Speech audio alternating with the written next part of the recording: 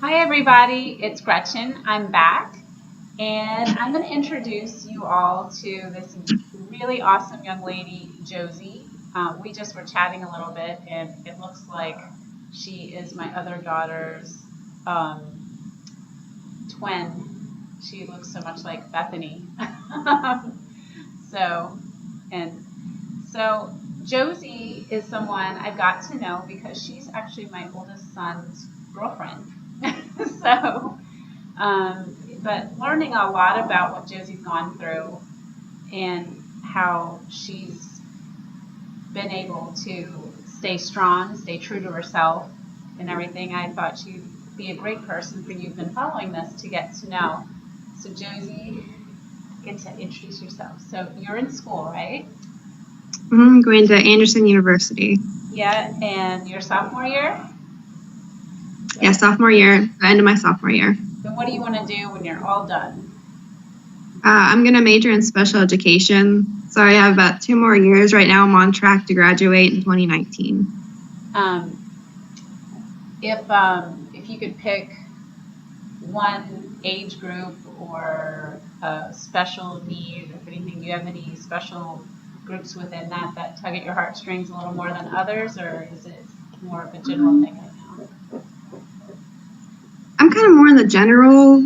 I think I want to do high school. That's what I wanted to do going into college. But after having some classes, I started to consider maybe middle school or elementary school. I think I want to do more the mental illnesses. My brother had Asperger's, and I never knew that for the longest time. My parents never told us. So he had Asperger's and Tourette's and never knew it as a kid. So I think more with those kids. You have a pretty nice connection, and Yeah, thankfully. so how did you come into choosing that was something you wanted to do?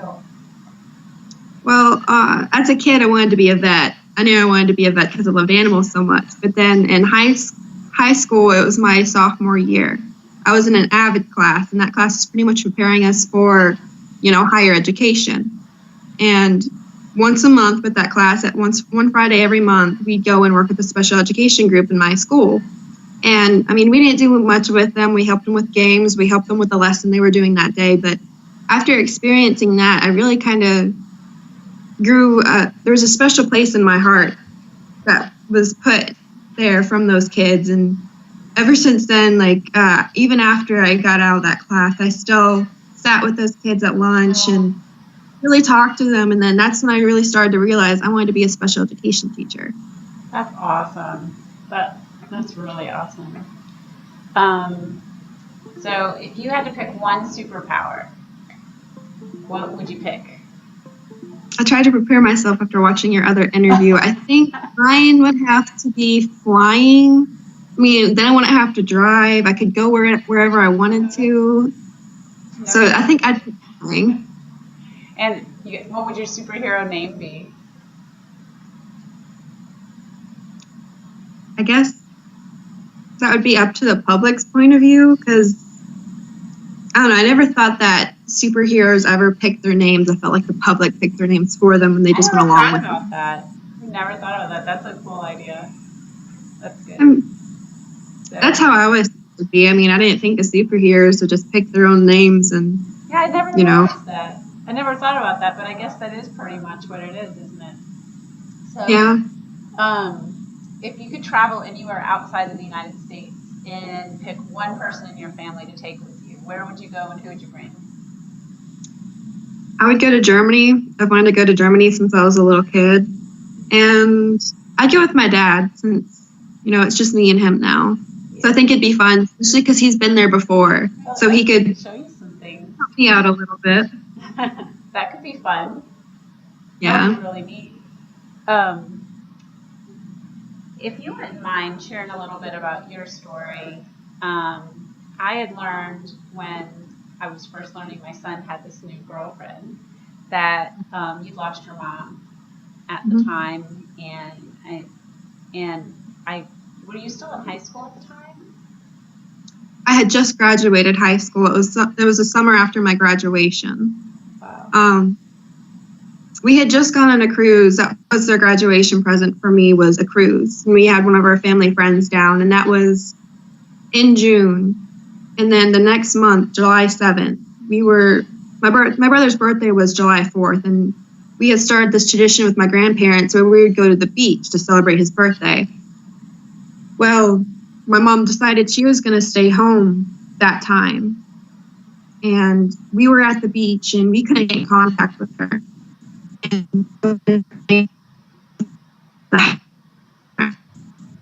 Sorry, we're breaking up a little bit. Can you hear me? Yeah, can you?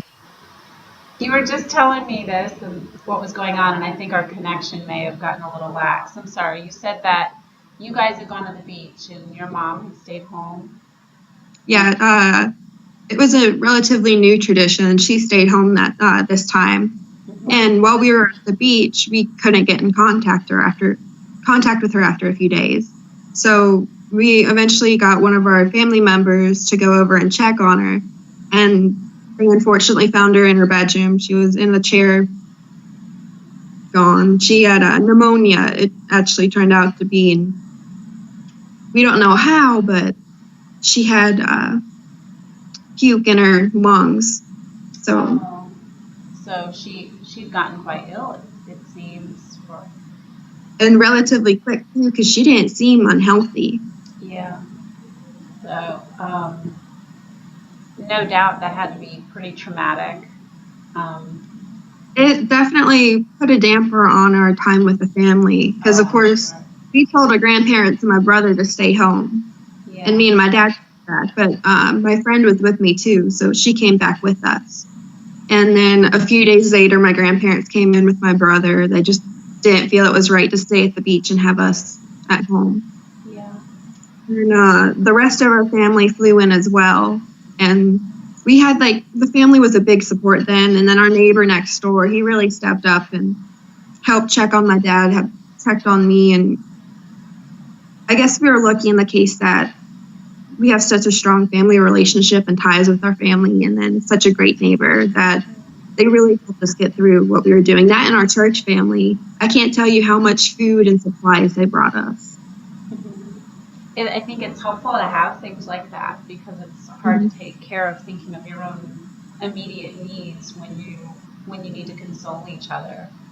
So I just, I'm sorry that you and your dad had to go through that, and I can't imagine what that was like, to have a celebratory place and time and then just an immediate and abrupt change. As you kind of got through the days and the weeks and the months and that thing, how do you, looking back, do you see that, did you learn things about yourself, about strengths and weaknesses and things that maybe you didn't know you had? I found out I was a lot stronger mentally than I thought I was, because in high school I had depression, and just to go through this, and I just really found out that I was a stronger person than I ever thought I could have been. And you can see your strength now. Josh points it out a lot as well. We've had conversations before where he's told me he can't ever imagine losing a brother or sister, or even, one of you guys, one of his parents. And he doesn't understand how me and my dad can, continue living. Josh has talked to me about he doesn't know what he would do if he lost you or Alon, one of his siblings. Yeah. One of my friends who had gone through a loss one time, she said that imagining it and trying to put yourself in someone's shoes, you never know how strong you are or how strong your faith and your friendships can pull you through. But when you're there, somehow you can have the strength. It seems like it was very good, though, that you were aware beforehand that you had some tendencies with depression, and you really were blessed with that support system.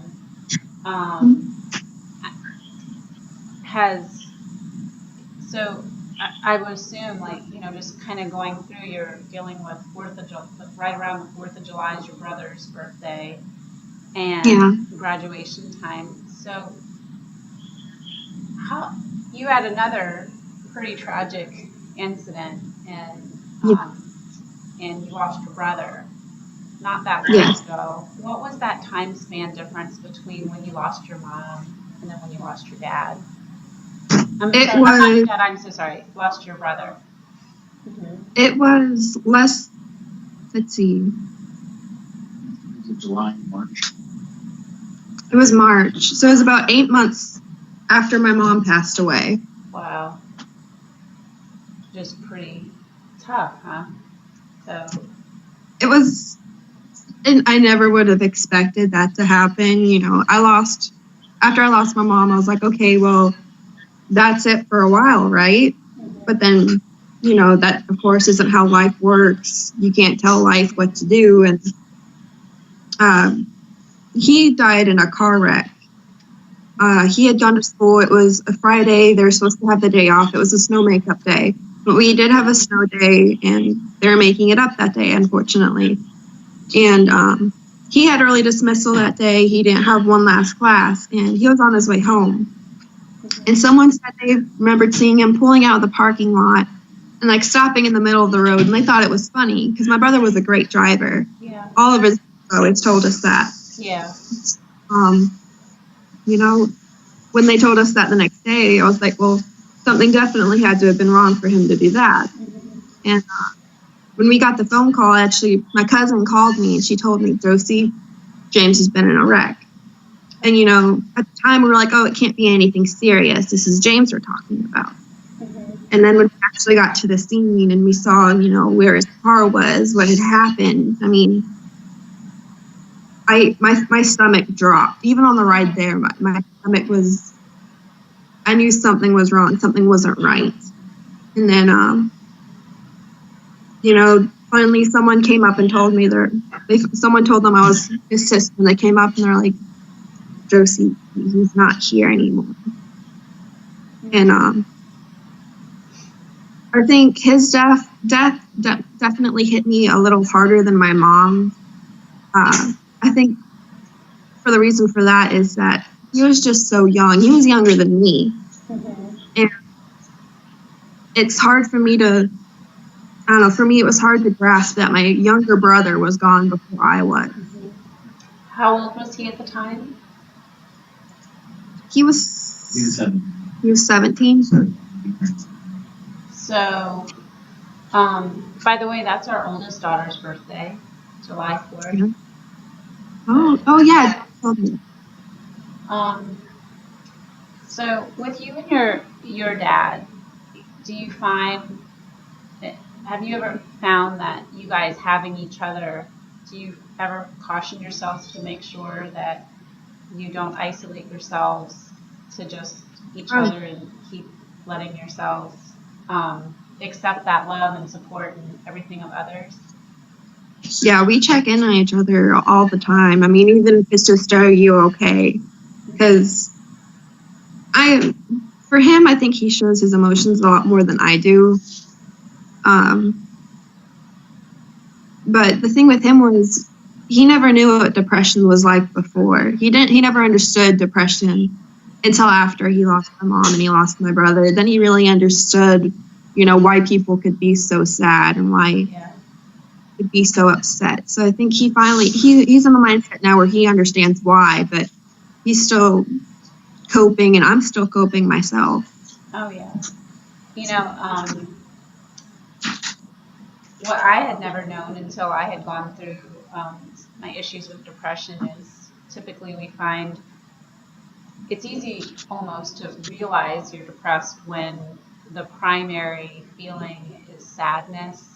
But then there are all those other symptoms and signs, like a loss or increase in appetite, a loss of desire to do things you want, and some difficulty sleeping, and all these other signs, forgetfulness, and things like that. Did you guys see that you were struggling with those things at all and going through that? Or how was that? My dad, for me, I think I just tried, for both of us, we both tried to busy ourselves and stay busy and try to think of anything but what just happened. And I know with my dad, he definitely had a loss of appetite. And I think I had a few days where, especially the more recent days afterwards, where I had a bit of a loss of appetite, but I'm more of an emotional eater, so I think I found myself eating more than I before. But my dad definitely had a loss of appetite than I did. Go either way, what people. Yeah. So, and then you guys go both ways. Yeah, they totally can, and it can go back and forth where you can't even think of taking a bite of food when your body could benefit from it, or can't stop taking bites of food when your body doesn't even want it. So it's depression and anxiety. It's really they have so many mysterious qualities about them. Did you guys reach out for any support in dealing with grief or other things with community support, whether it's therapy or church, friends? How did you guys cope with that? For me, Josh was my big support. He really helped me through my brother's death, especially. For my dad, he did see a counselor for a little while, but this is after my mom's death. He's like me. I had counseling when I was in high school. I like to have someone that I already know, someone who I trust to communicate with. So a counselor for me, I didn't really consider. My close friends like Josh, I turned to him when I was having a bad day. And then for my dad, eventually his counselor pretty much became our neighbor. Wow. I mean, they still talk every day.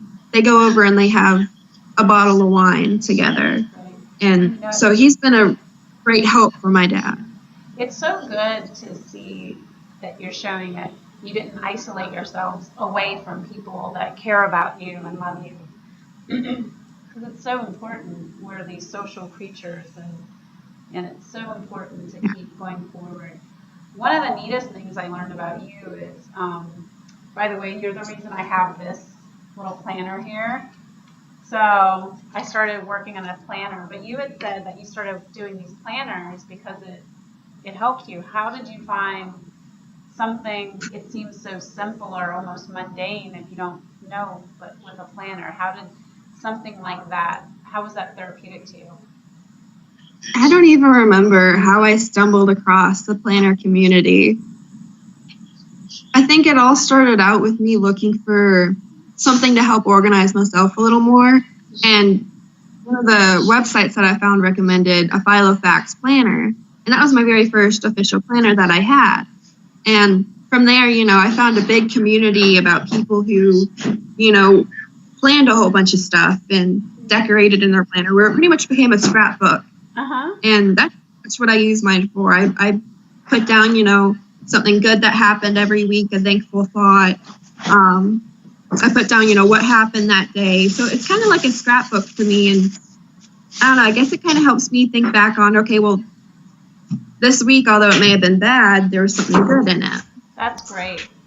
I think that's one of the neatest things I've learned about you, because you're staying focused.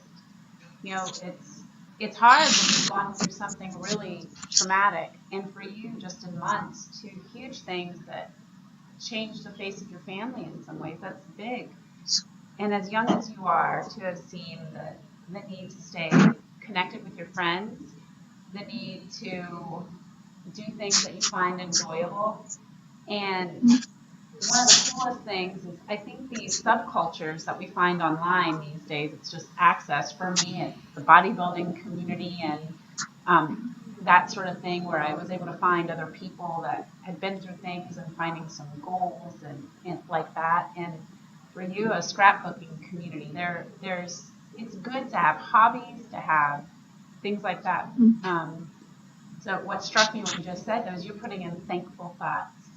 Like you're finding positive things that are still happening in your life. And you can see how it'll be an awesome blessing for you as you give that back to others in that. I think for me, what would help me is just focusing more on the positive than the negative. I mean, there may be a lot of negative in my life, but as long as I focus on the positive, it's all about the outlook, how you're going to look at it. One of my, our family friends, she always told me, she's like, okay, you may be having a really bad day, but look for something that, it could be very little, but something that made you happy and that was good. And that will change your whole outlook on what's just happened. And you are doing good. Just the work to, I'm not sure I could work with special needs kids as a full-time career. The way you just were glowing and talking about the relationships you had with these people when you were still in school and your vision for it. If I was talking to you and I didn't see that light up in you as you share that could be something that's concerning, to have something, and to be holding on to these great things and the future that God has in store for you to keep doing good things. You'll be able to bring so much. I'm sure your mom could be sitting right there with you. She'd be telling you how proud she is of you, and I'm sure of your dad and all of that. If you could go back, say, a year ago, and give that you, before you had the experiences, and looking back, a little bit of advice or words of encouragement, knowing what you know now, what would you tell Josie of a year and a half ago? I would probably tell myself it's okay to not be okay, because you go through something like that, and people, especially because I was still in school, I gave myself a week to get ready to go back to school. But I think in any case, really, it's okay to not be okay. It's okay to cry every once in a while, and it's okay to reach out for help when you need it. Yeah, that's huge. That's a lot of wisdom. Before I clicked record, to people watching, I was sharing with Josie that pretty much from the time I met her, she comes across as this whole soul, and I mean that in the most beautiful way. I hope she takes it that way, but to see someone who is young and full of life, but who is comfortable in who she is and not needing to keep up some sort of Instagram facade, which it's a big, strong pull for all of us on the media world, but to stay just focused and balanced, it's really admirable. Where do you think, if you could write a letter to yourself, and let's say 5 years, congratulating yourself on all you've gotten through and all you've accomplished, what do you think you're congratulating Josie of, 2022 on? Probably for making it through college, and then for hopefully having a job by then, because I know this is just the beginning for me. Like I was telling you before we hit record, I'm in my first placement class. I'm starting my observation with teaching, and just this right now is kind of stressful already. So I know, the next coming years where I'll be doing more, especially my last year, where all I'll be doing is staying in a classroom and teaching the whole time. Yeah. I know that's probably going to be stressful, but I know I'm going to get through it. So I guess I'd be congratulating myself on getting through college, sticking through it, even though it got tough. Yeah. I'm sure you will get all that and more where you're going. And I want to thank you for taking the time for us to talk about this. I love that you said it's okay to not be okay, because I couldn't have said that any better. It's just true. And it's hard, because don't you find that people, they really want you to be okay? I used to tell Josh, and he could probably tell you, I used to say, I just want you to be okay. And he might be like mad at me that I was mad at him or something, and I would say, I just want you to be okay. And I think moms and dads, that's what we want for you guys, is to be okay. So what a great thing to experience with your dad, that you weren't okay for a little while. It's natural for us to want everyone to be okay, especially for me. I put others before myself, so I'm always asking people, are you okay? Is there anything I can do to help? Because, it's just natural for us to want everyone to be okay, for ourselves to be okay. And for someone else to be upset or, you can tell that something's not right, it's natural for us to want to fix it, to help. Yes. And the best fixing you can do, I think, is just what your neighbors and your friends and your church did, is just be there for you.